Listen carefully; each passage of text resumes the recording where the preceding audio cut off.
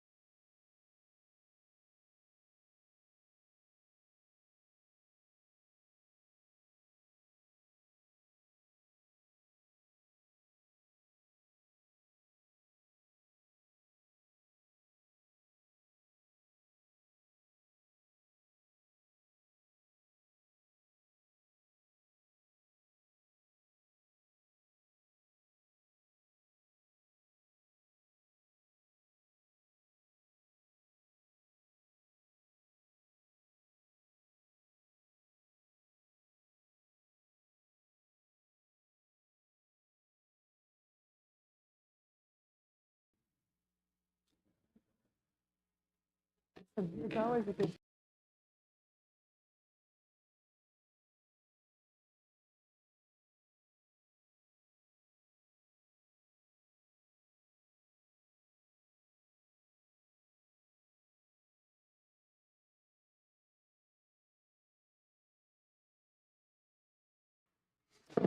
Good evening, everyone. I'd like to call to order the Planning Commission meeting for Tuesday, July 22nd.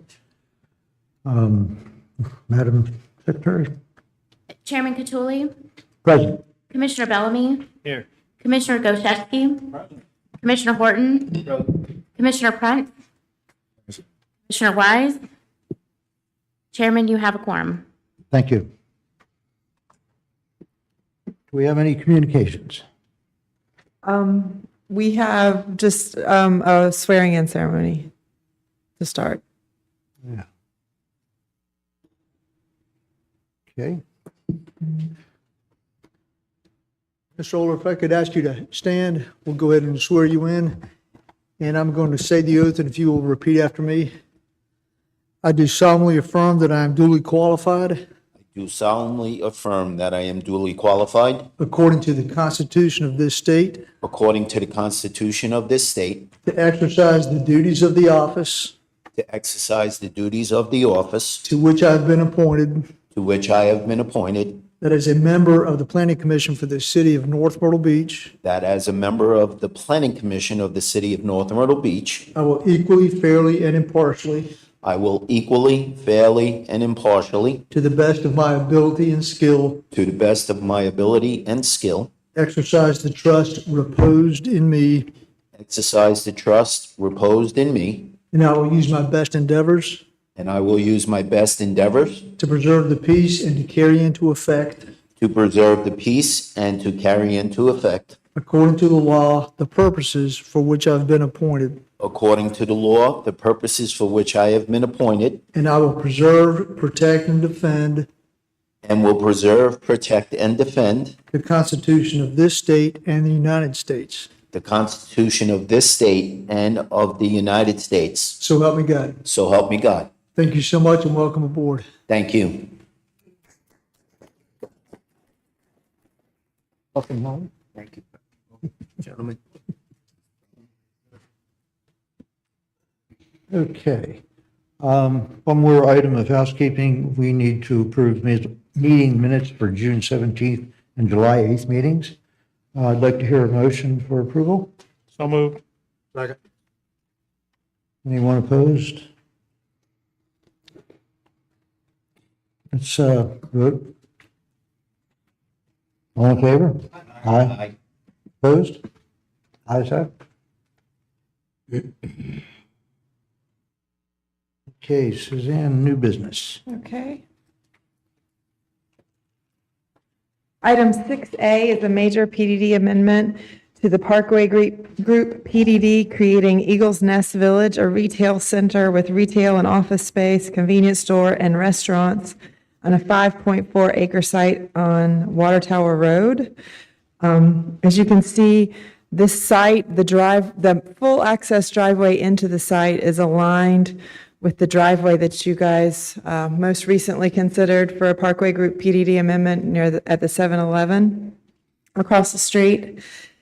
The original entitlement for this project has the area as commercial. The entire parcel, it was designated as commercial 1. It was 970,000 square feet. So this is a portion of that parcel, and all the uses are in line with that original entitlement. There's an access easement that divides the site, that provides access to part of that original parcel still for future development.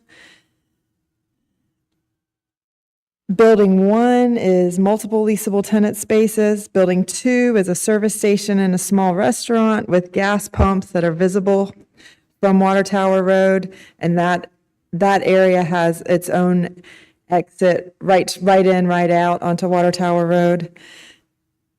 Building 3 has 2 to 3 leasable tenant spaces, and Building 4 is intended for a fast food restaurant. There are 152 parking spaces, including the spaces of the fuel pump. There's a 20-foot water quality buffer for wetlands, stormwater to be managed through a retention pond. That would be considered at the site plan level of review, those details of that stormwater system. And staff has a few comments to change out there are a couple of invasive species on the plant list. We expect these changes to probably be able to be made before this goes to first reading at City Council, but because it's so close to Lewis Ocean Bay, the Heritage Preserve there, we feel like it'd be best to use native plants. And also, they've left the space blank in the document for the sidewalk and street tree improvements. The street tree, they just need to calculate how many they have at a 50-foot spacing. And then Public Works has a number they use for the sidewalk. So we just need to get that updated before first reading, but staff doesn't have a problem moving it forward. And they've also included the elevations, as you can see.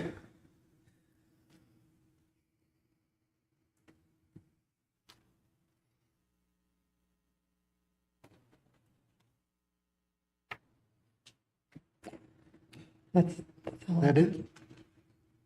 Anyone have any comments or questions from the commission?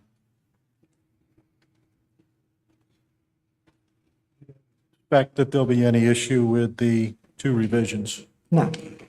And can we change this project signage to read 25 feet rather than 40? Yeah. I can get that adjustment too.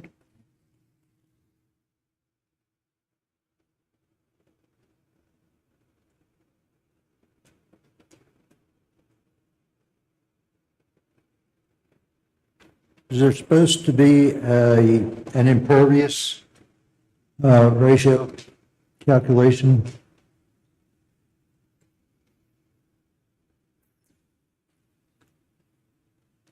I don't know that there's supposed to be. I don't know off the top of my head what that is for general commercial districts, but the zoning has reviewed this and they were comfortable with what they presented. Okay.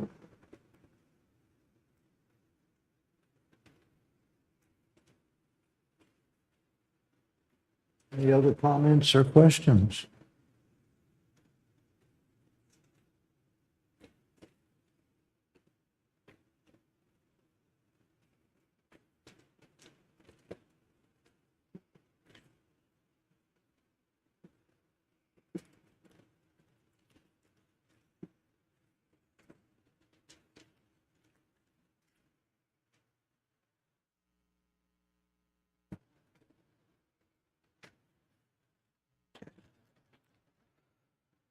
Seems like everyone's satisfied. Any further comments or questions from the commission? Do we have anyone from the public like to make a comment on this request? Oh, that's right, you're here. There's two people out there. Let's see. Okay, well,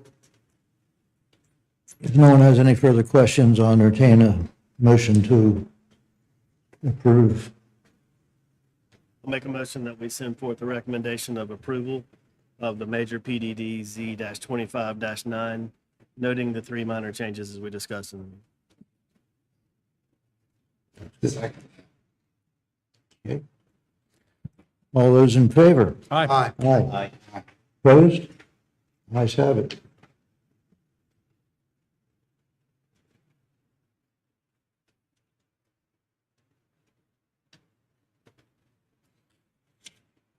All right, so we have item 6B, annexation and zoning designation Z2510, with a petition to annex 2.29 acres on Little River Neck Road.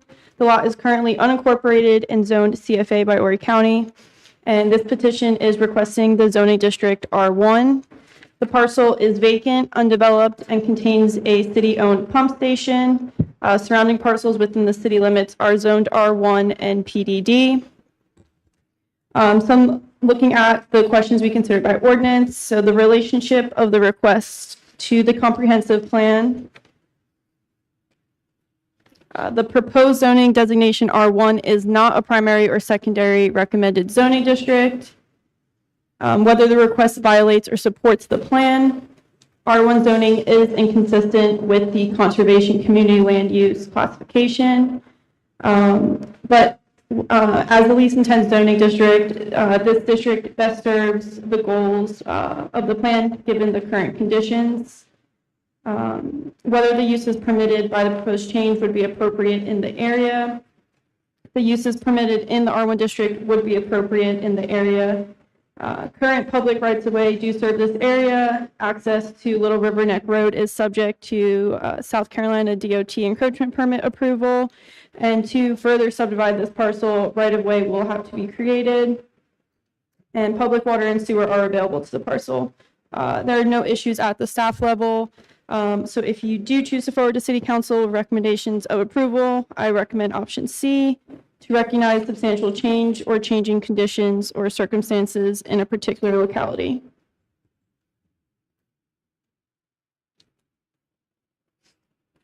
Okay. Thank you. Do we have any comments or questions on this request? I have a question, but it's not exactly pertaining to this one. Do you think that when we get the comprehensive plan reviewed, we will have something in there for the conservation community? I can't really hear. I'm sorry. We will fix that when we update the future land use map this year. Okay.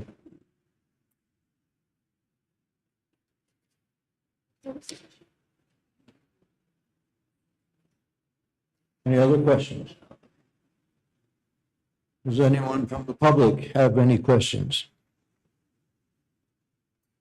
Comments? Okay, I'll entertain a motion to approve. Move that the planning commission recommend approval of the annexation and zoning petition as submitted, recognizing item C as the reason.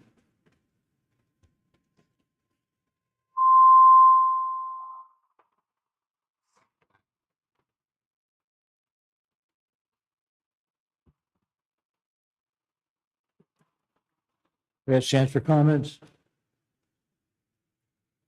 Okay, all those in favor? Aye. Opposed? Ayes have it. Item 6C is sketch plan SGB 2512. This is our first sketch plan of subdivision creating 17 residential lots on Hillside Drive North between 16th and 18th and on Block 45 of Tillman Estates. Just as a reminder, this is a conceptual review intended to provide early feedback on the layout and design of the subdivision with a focus on preserving existing trees. This is a 5-acre property, undeveloped and vacant. It's accessed by existing rights-of-way in the area. It was originally platted November 8th, 1974, and it is zoned R1. And it's submitted with the plat is, with the sketch plan. On the sketch plan is a field inventory identifying all trees 8 inches in caliper or greater. So you can see the layout provides the 17 residential lots. There's no open space or common space. There's none required in this district. And if you go through each lot and add up the trees to be removed, to retain and retained in the right-of-way, there's 218 inches being removed, 430 inches being retained, and 132 inches being retained in the right-of-way.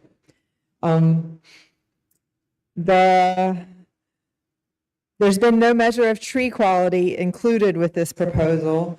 And the required street trees will need to be shown in the preliminary plat construction set. That's part of the next step. The sidewalk requirement has been waived by the Public Works Director as there's no sidewalks on existing adjacent lots.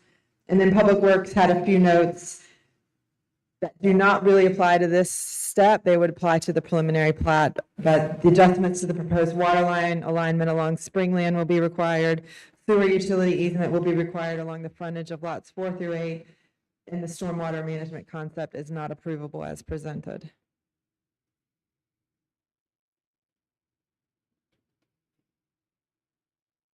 Any comments or questions by the commission? Just want to confirm, Rocky, everything that has a red X, Suzanne, that means those trees are going away. Yes, sir. There is one that's not marked, a red X on lot number. Right here. Yeah, right there. Yeah, we talked about it this morning, but that will be one that showed right in the middle of the proposed. Can you guys pull your microphones closer to you when you talk? It's just Sorry. with the rain, it's hard to hear. Took a ride out there to look at this, and the quality of the trees don't seem to be that great. I wouldn't be surprised if it was leveled. I wouldn't have a problem with that, actually, given what I've seen. My 2 cents worth. There are just a couple of live oaks that are in the right of ways that definitely look pretty good, but that's about it. That's 6 feet up. So prior to construction happily starting and stuff, will somebody from the city go out, say, hey, the 2 live oaks that Mr. Horton said they would assess it before they will allow them to take them down or clear or anything like that? Basically, but so the sketch plan doesn't really give them any rights to begin construction. So the preliminary plat step and that construction set, they would have to show protection of the trees in that set, the details. And then before they would get their grading permit, zoning checks to make sure the tree fencing or whatever measures they have are going to be in place.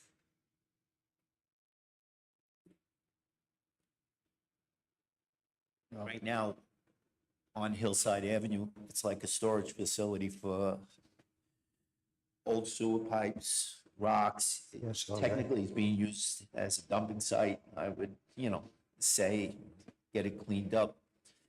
But to clean up that particular area, make that part of the neighborhood look that much better. Well, there are some really large old trees at the corner of 16th and Springland. And that corner going about 40 feet in each direction, including some of those 80 or so foot pine trees, are solid trees. There's nothing wrong with them. In the far corner, in the northeast corner, that's where the tornado took a lot of them down and there's nothing that sticks. But that upper left-hand corner, there's a lot of really good trees right there at that intersection of those roads. So, Also, the owner is here, if you have any questions. Is that me doing that, or? Okay. yeah.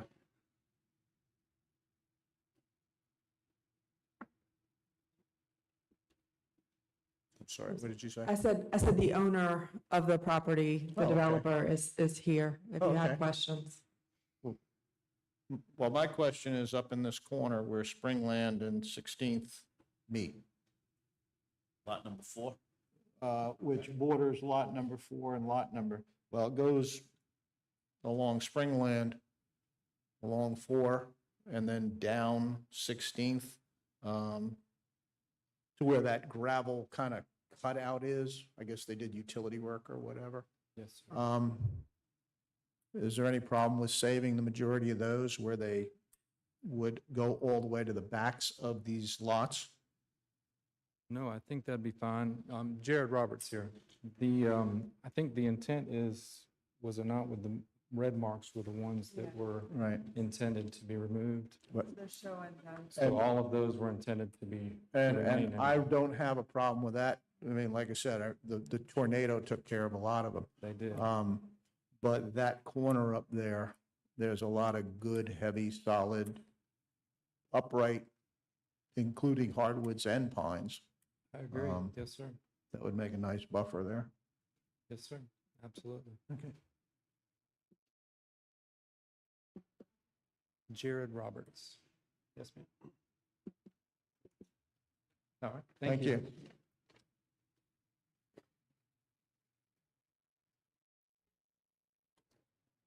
Any other questions or comments?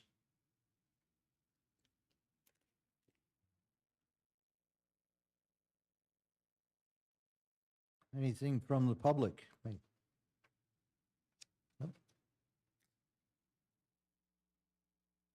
Okay, I'll entertain a motion.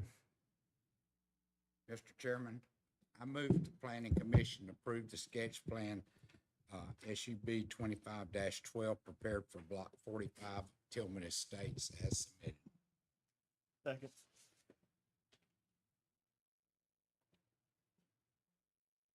Any further discussion? All those in favor? Say aye. Aye. Opposed? Ayes have it.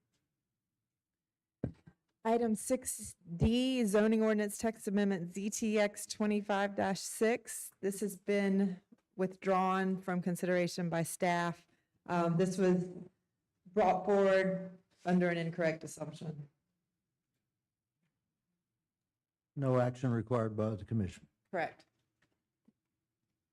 Item 6E is zoning ordinance text amendment ZTX 25-7. This is amendment revising allowed locations for electronic message board signs.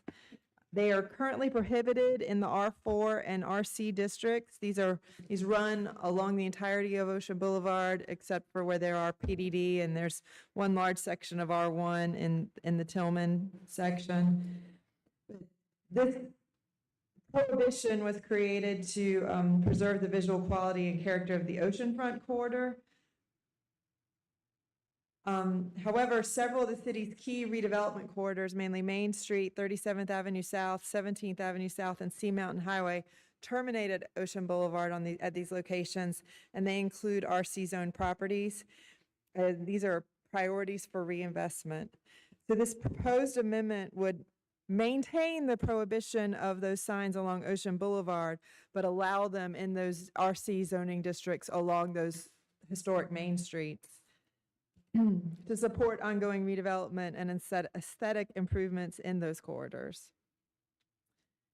As we discussed this morning, the change would just be to Section 2336 sign regulations, subsection 5 prohibited signs, paragraph P electronic message signs in the R4 resort residential and RC resort commercial districts located on Ocean Boulevard. The ones that are not on Ocean Boulevard would be allowed.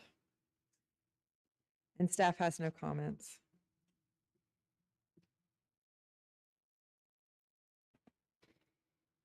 And we would still see any proposed signage. In a If- PDD, in a okay, PDD, okay, not straight zoning signage. okay. So if somebody was to put a message board on Main Street, who would look at that? Zoning, So, to make sure it meets the regulations for size, and electronic message boards don't have anything extra. You don't get an extra allowance. It still has to meet the maximum standards for size. So when these signs will be installed eventually on 37th Avenue, 17th Main Street, and Sea Mountain Highway, how close do they will be allowed on Ocean Boulevard itself, right at the corner, or a block in? Well, not a whole block, but they wouldn't be allowed on Ocean Boulevard. Some of the districts are only 1 block wide, really.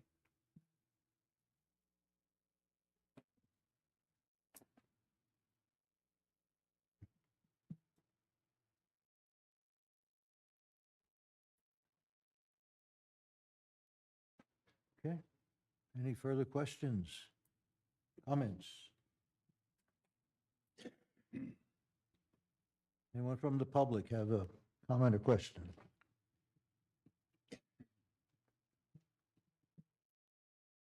Okay, then a call for a motion, please.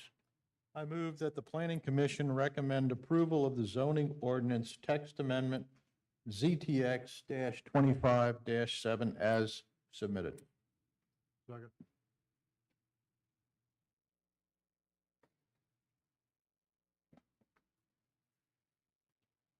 Okay, all those in favor? Aye. Opposed? Ayes have it. Item 6F is zoning ordinance text amendment ZTX-25-8. This is a text amendment defining pervious and impervious surfaces and creating an exception for swimming pools. Our current zoning ordinance limits the amount of impervious surface by zoning district to manage stormwater, protect infiltration, reduce flooding, and the interpretation of what has qualified as pervious materials has varied. To ensure consistent application of this ordinance, this amendment establishes clear performance-based criteria for impervious surfaces. It defines perviousness based on tested infiltration rates for the installed surface system and the underlying soil. It also acknowledges that while swimming pools are technically impervious, the city does not wish to place an undue burden on properties with pools. And so it's exempting that area from the impervious surface calculations, not exempting the pool decks or the other elements of hardscape around it. Okay, so the actual changes would appear in Chapter 23. The first section would be the definition section. Impervious surface would be defined as a surface that prevents or significantly impedes the infiltration of stormwater into the ground. This includes, but is not limited to, roofs, buildings, concrete, asphalt, pool decks, patios, compacted gravel, and pavers not meeting the definition of a pervious surface. Surfaces shall be considered impervious unless demonstrated otherwise in accordance with the performance criteria set forth in Section 23-129.4. We're also updating impervious surface ratio, adding, for the purposes of this calculation, for single-family and duplex residences not subject to site-specific development plan review, the surface area of swimming pool basins shall be excluded. And then adding a definition for pervious surface. A surface designed and installed to allow for stormwater infiltration. To qualify, the installed system must achieve a minimum infiltration rate of 2 inches per hour. Applicants must submit manufacturer specifications and construction details demonstrating the installation method required to meet this standard. Permits for pervious surface systems are subject to inspection to verify proper installation of base materials and other components in accordance with the approved specification.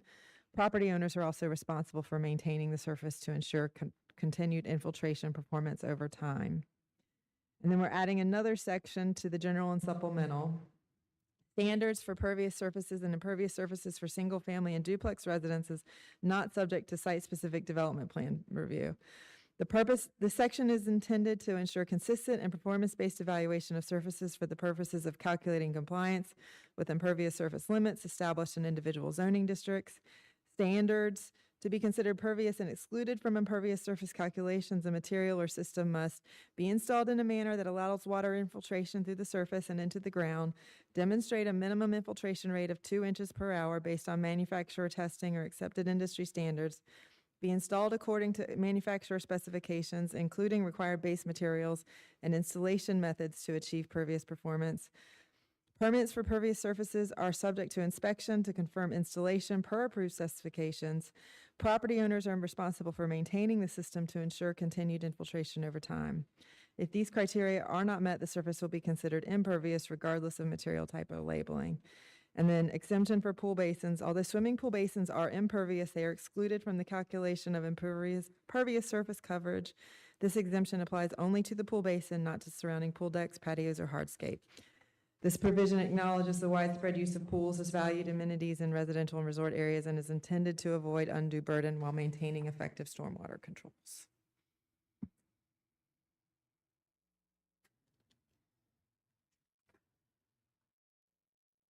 Anyone have any questions about this proposed change?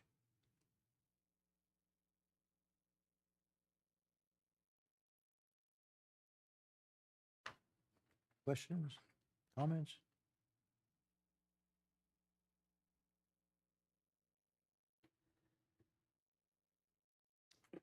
Okay, entertain a motion.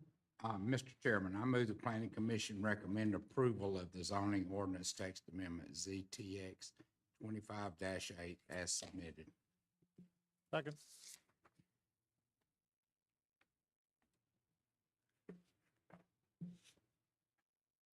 Okay, let's have a vote. All those in favor? Aye. Opposed? Ayes have it. Our last item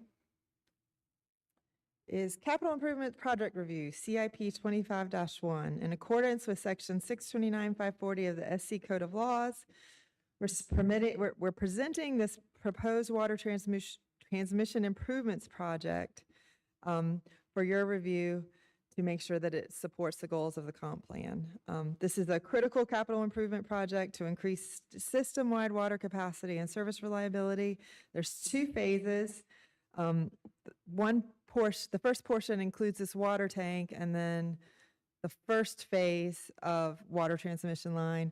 And the second phase is the water transmission line through Atlantic Beach, which we are still getting easements for. Provides high-volume connectivity between the new tank site and the existing distribution system. These improvements are designed to accommodate continued growth, provide enhanced fire protection, and operational flexibility. And there are 2 identified goals from our comp plan, from the capital improvements plan: the construction of the Windy Hill water tank and the ongoing annual investment in water and sewer system replacement. Those goals are met with these projects. This is your first CIP review too, so hopefully we'll see lots more.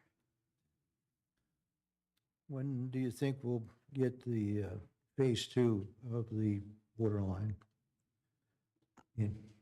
I don't think it will follow very long after. I think they're just working on securing the easements right now.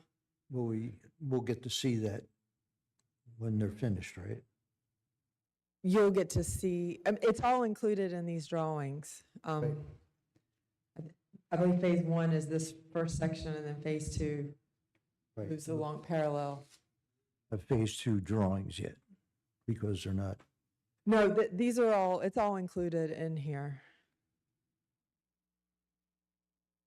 That's all underground piping. There'll be some Right. possible connect valves and vents that might poke up every once in a while. I believe they're going to start work on the first phase like ASAP in terms of the transmission lines for here. And then phase 2 is the Atlantic Beach that they're still working on the easements. Right, that's the plans C9, C10, and C11, which we don't have. Oh, they're not included? No. That may be my mistake. I thought they were left off because phase, like you said, phase two is still in development. It's the intent to have all of that approval gotten today. Yeah. Not delve too deeply into the details of the construction. Does anyone from staff have any questions or concerns about it, especially going through Atlantic Beach? No.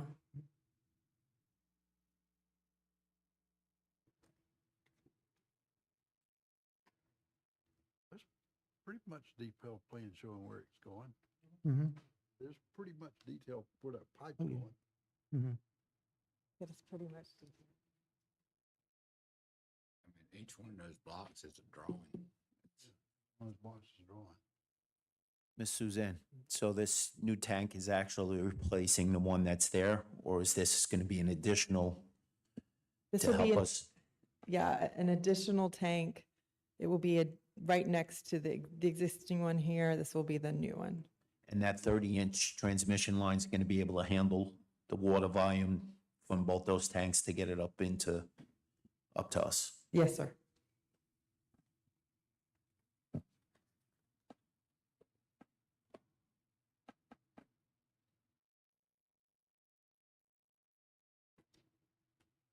I'm good, Rocky. It's construction. Mm-hmm. 30 inches is pretty nice. Help with the water pressure. Hmm. That'll help the water pressure. Mm-hmm. I guess our job is to make sure it's consistent with the comp plan. In your opinion, is it consistent with the comp plan? Yes, sir. It meets those two goals that the comp plan sets out.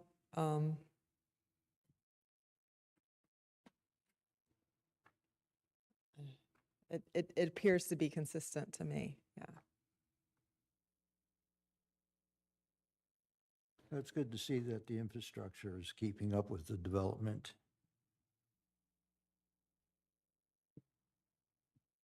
Any further comments or questions? So part of the thing too is it provides additional fire protection that we need for all of this stuff in that community. And I think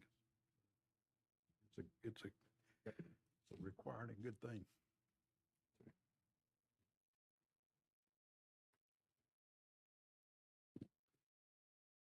Everyone satisfied? I'll call for a motion.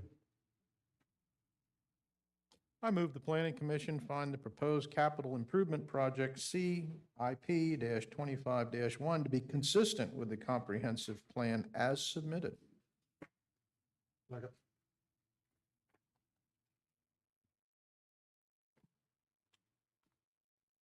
Second, yes.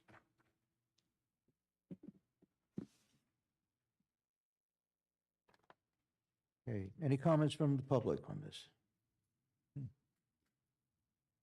Last chance for commissioners. All those in favor? Aye. Opposed? Ayes have it.